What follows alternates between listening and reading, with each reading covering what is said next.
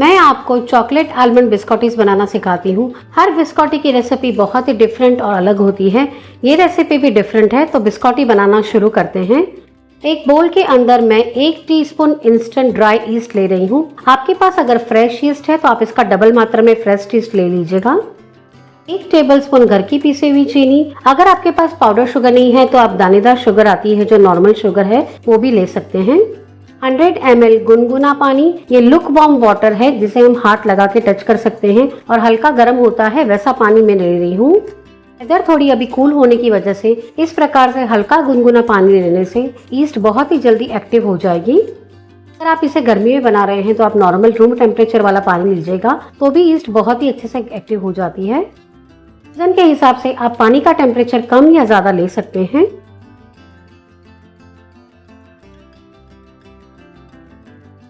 सामग्री अच्छे से मिक्स हो चुकी है। अब मैं इसे ढक के 10 मिनट के लिए रेस्ट दे देती हूँ। मैं इसे चेक कर लेती हूँ। फ्रेंड्स, ईस्ट बहुत ही अच्छे से एक्टिव हो चुकी है और आपको ये बबल्स दिख रहे होंगे। अगर आपने ईस्ट को एक्टिव करने के लिए रखा और इस प्रकार के बबल्स आपको नहीं दिखे तो वो मिश्रण को आप फेंक दीजिएगा और दोबारा दूसरा मिश्रण बनाइएगा। अगर आपने उसको यूज किया तो बिस्कॉटीज बिल्कुल भी बराबर नहीं बनेगी, तो इस बात का आप पूरा ध्यान रखिएगा। अब मैं इसके अंदर बाकी की सामग्री ऐड कर देती हूँ। मैंने एक छन्नी ले ली है। हम जब भी बिस्कॉटी बनाएंगे तभी सारी सामग्री को अच्छे से छान लेंगे। 90 ग्राम मैदा,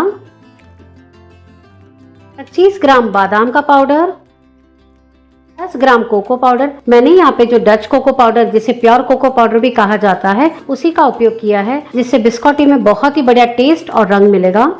मैं सारी सामग्री को छान लेती हूँ। सारी सामग्री को अच्छे से मिला के इसका आटा गूंद लेती हूँ। दोस्तों, जब भी हम एगलेस बिस्कॉटीज बनाते हैं तभी उसमें आलमंड पाउडर डालना बहुत ही जरूरी है। इससे बिस्कॉटी में बहुत ही बढ़िया टेस्ट और टेक्सचर तैयार होगा।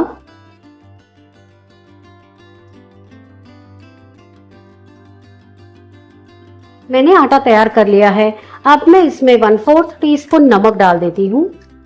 1 टेबलस्पून बटर। मैंने यहाँ पे सॉल्टेड बटर लिया है। अब मैं सारी सामग्री को मिला के अच्छे से इसका आटा गूंद लेंगे।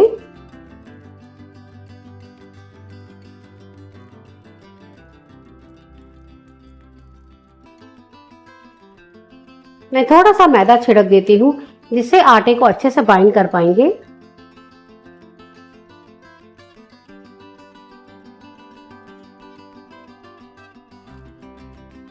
और अब बिस्कुटी के लिए आटा रेडी हो चुका है। अब मैं इसे ढक के 1 घंटे के लिए प्रूविंग के लिए रख देती हूँ।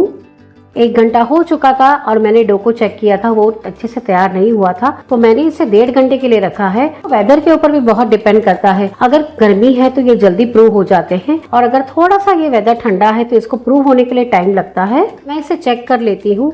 ये देखिए दोस्तों, ये रेडी हो चुका है। जितना हमने डो रखा था उससे डबल साइज हो जाए तब तक हम इसे प्रूव करेंगे।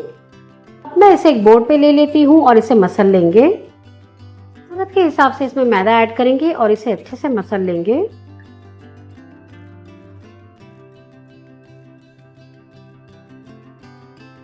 हमारा डो बनके तैयार हो चुका है। इसे मैं थोड़ा सा स्प्रेड कर देती हूँ। 2 टेबलस्पून बटर। मैंने यहाँ पे सॉल्टेड बटर लिया है।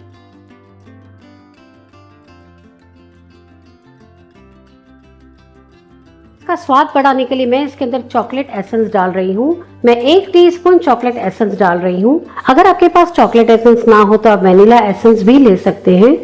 1/4 कप ब्राउन शुगर। मैंने यहाँ पे ब्राउन शुगर ली है, पर अगर आप चाहें तो यहाँ पे कैस्टर शुगर का भी उपयोग कर सकते हैं। मैं जब भी ये बिस्कॉटी बनाती हूँ तभी इसके अंदर ब्राउन शुगर का ही उपयोग करती हूँ। ये बहुत ही टेस्टी और बढ़िया बनती है। अगर आपके पास कैस्टर शुगर और ब्राउन शुगर दोनों ना हो तो आप यहाँ पे घर की पीसी हुई चीनी का भी उपयोग कर सकते हैं।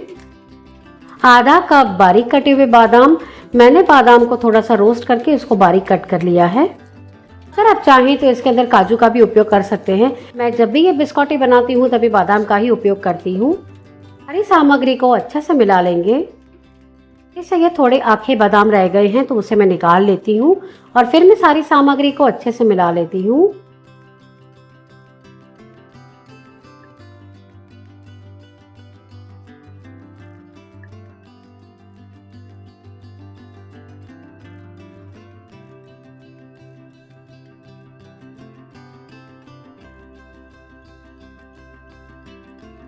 ये डो बहुत ही स्टिक हो रहा है, तो मैं इसके ऊपर थोड़ा सा मैदा छिड़क देती हूँ और इसे मिला लेंगे। जरूरत के हिसाब से आप इसके अंदर मैदा छिड़किए और इसे मिला लीजिएगा।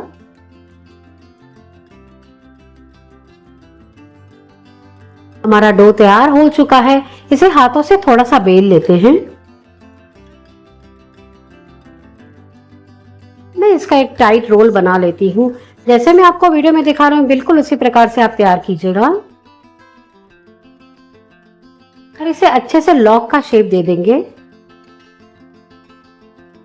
के लिए जो डो है वो तैयार हो चुका है। मैंने एक बेकिंग ट्रे ले ली है और उसके ऊपर मैंने बटर पेपर रख दिया है। इसके ऊपर मैंने बटर लगा दिया था। अब हमने जो रोल तैयार किया है वो मैं इस पर रख देती हूँ। इसे हाथों से अच्छे से शेप दे देती हूँ।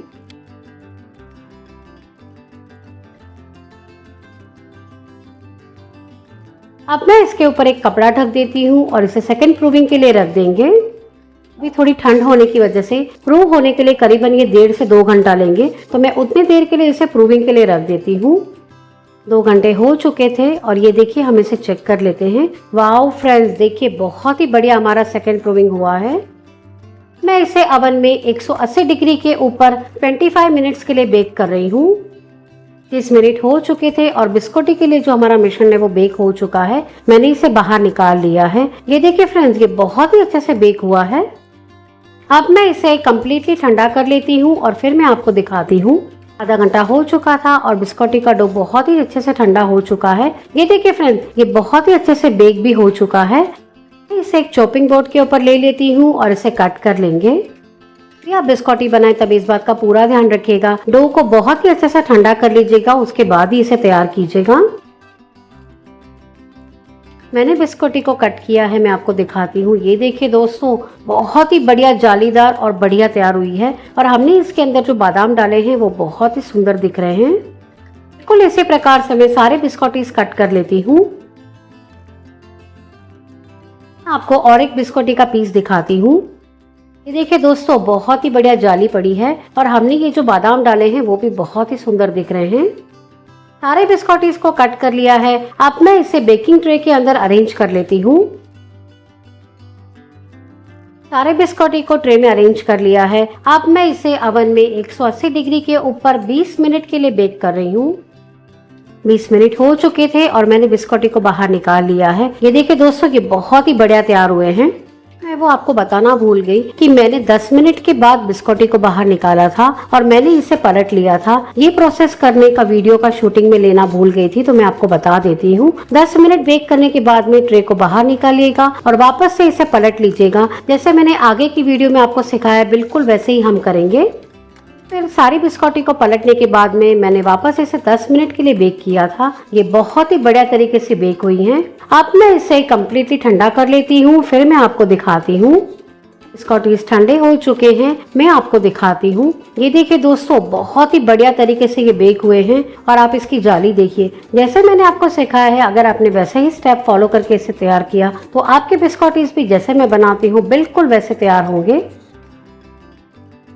आप चाहें तो बिल्कुल इसी प्रकार से बिस्कुटीज को सर्व कर सकते हैं, पर मैं मेरे घर में जैसे बनाती हूँ वो मैं आपको सिखाती हूँ। व्हाइट चॉकलेट को माइक्रोवेव में मेल्ट कर लिया था। अब मैं बिस्कुटी के ऊपर ये जो मेल्टेड चॉकलेट है वो लगा लेती हूँ।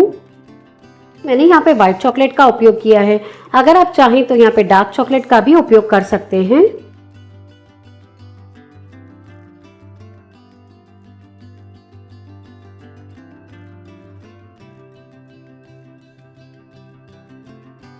मैंने सारे बिस्कुटीज के ऊपर व्हाइट चॉकलेट लगा ली है। अब ये एक कोटिंग हुआ है, इसे 5 मिनट के लिए ऐसे ही छोड़ देंगे, जिससे ये चॉकलेट अच्छे से सेट हो जाएगी। 5 मिनट होने के बाद में ये देखिए दोस्तों, इसके ऊपर चॉकलेट सेट हो चुकी है। अब मैं इसके ऊपर चॉकलेट का दूसरा कोट कर लेती हूँ, जिससे ये और भी टेस्टी लगेगा।